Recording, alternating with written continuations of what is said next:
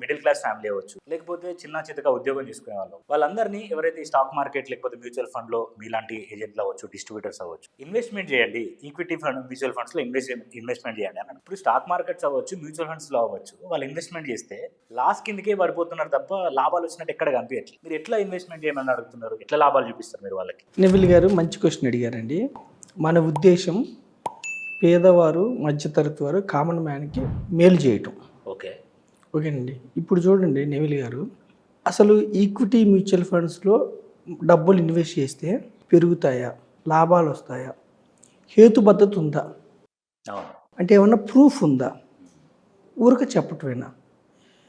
మనం ఏం చెప్తున్నాము, పేదవారికి, మధ్యతరగతి వారికి సేవింగ్స్ వద్దు.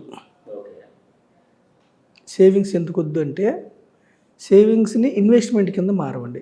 ప్యూర్ సేవింగ్స్ వద్దు. సేవింగ్స్ అంటే మనం జనరల్గా బ్యాంకుల్లో చేస్తాం, పోస్ట్ ఆఫీస్లో చేస్తాం, ఎండోమెంట్ పాలసీలో చేస్తాం. వద్దు.